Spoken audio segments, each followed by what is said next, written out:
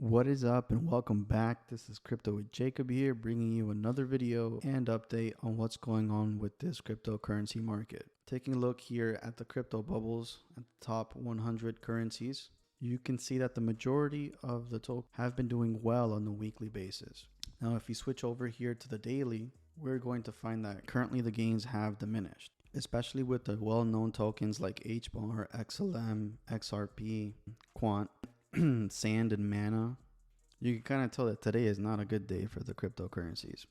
And taking a look at the crypto fear and greed index, we are still currently at a neutral position, a lot better than what we were doing last week and last month.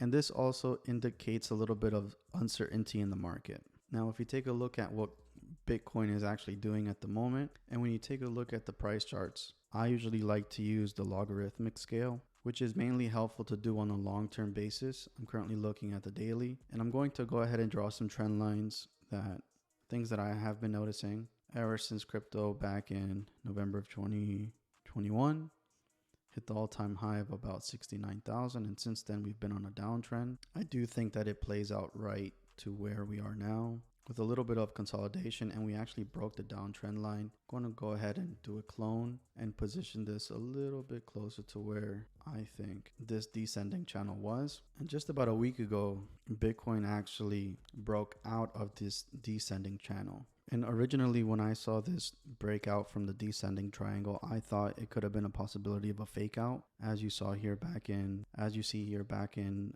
December of 2021. But there was a lot of volume pushing the price up, which helped it break out. And I was a little bit quite hesitant on seeing where Bitcoin would go up because eventually you know that these retracements are going to be coming into fruition.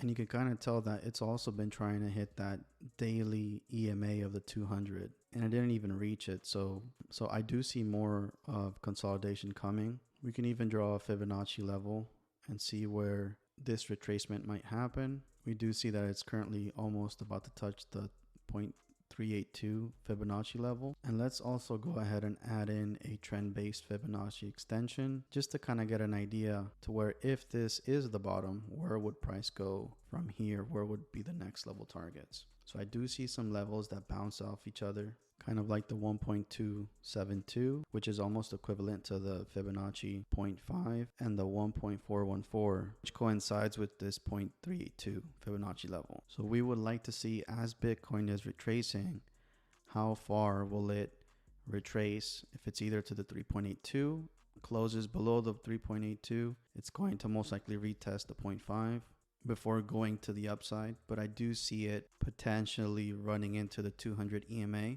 And until we use the 200 EMA as support instead of resistance, we might still be just consolidating sideways from here. Now, that is affecting all other coins and tokens such as DAP Radar. And I'm starting with a blank canvas so that way you guys can understand where my thoughts are.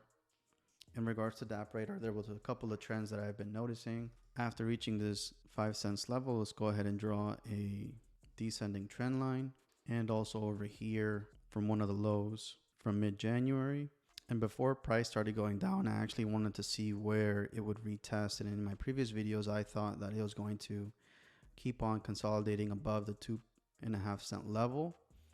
I was hopeful to see some type of wedge that was forming where we would eventually bounce within this range and try to break out to the outside. But as you can tell, that didn't happen, and I was starting to wonder what exactly was going on. And one of the things that I did notice is if we go ahead and draw a Fibonacci extension based on this lower low and higher high, we can pretty see where the price would be heading on a long-term level. And in order to complete this market cycle, price would actually eventually have to hit the 4.236, as it's hit multiple times in the Bitcoin market cycle. Takes it near the $1 mark. Now, depending, it could take 2, 5, 10 years, depending. But just so you have an idea, when it comes to charts, price usually over time follows these Fibonacci extension levels. But looking at it to where we are now, because price broke out of this trend, and also, as you can see, it could not hold the 2.5 cent level over time. it was actually also the 0.236 Fibonacci extension level. So that's another reason why we saw a little bit more of consolidation at this level. And because it broke the trend line, I think the next target here, worst case scenario, it will most likely go ahead and follow here to the downside. Now that is the worst case scenario for DappRadar. I don't see it going any lower than that, but to reach the previous lower low, I think it is possible. But I'll tell you one thing, if it does hit this mark, I'm definitely going to consider reinvesting. Now, again, this is not financial advice. This is just my personal opinion, looking at market trends and seeing what price action does. Now, price doesn't have to do that necessarily. Price necessarily doesn't have to do that. It can go a little bit lower and bounce off this close, which would take us right to that 0.022 level, and bounce right back up above the 2.5 cents level. Use 236 Fibonacci as support before going up again, and using these levels as support. So it's just a couple of things that I've been noticing in regards to DappRadar.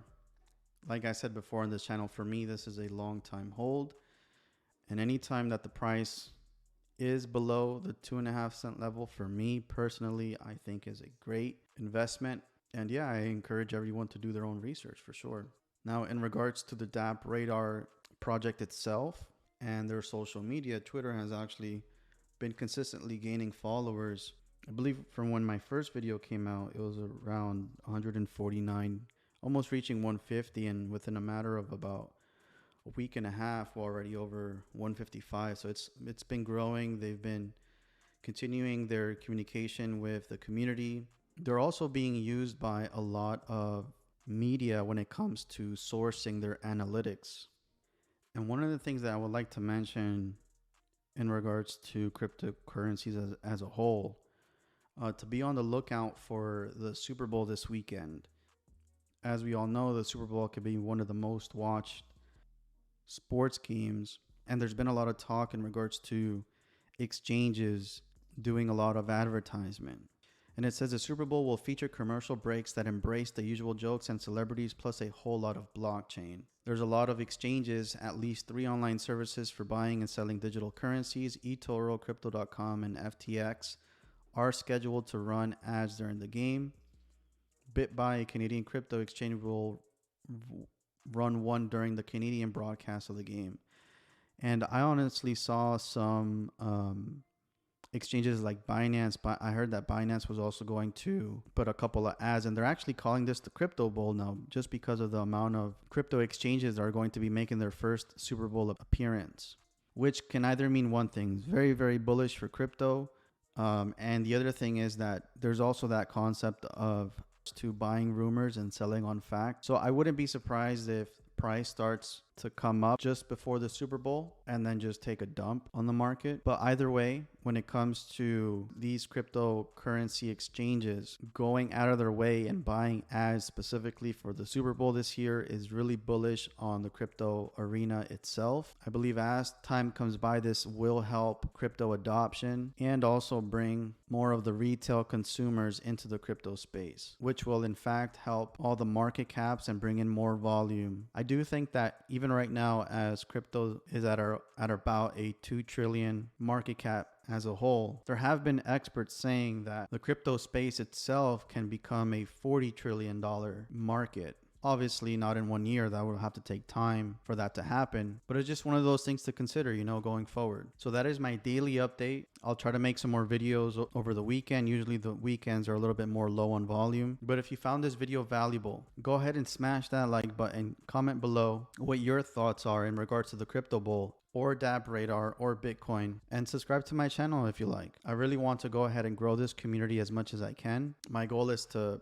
post a video every single day and also introduce you guys to new and different cryptocurrency projects coming out here. So I would love to hear from you guys in the comments below. That is it for this video. See you guys later. Peace.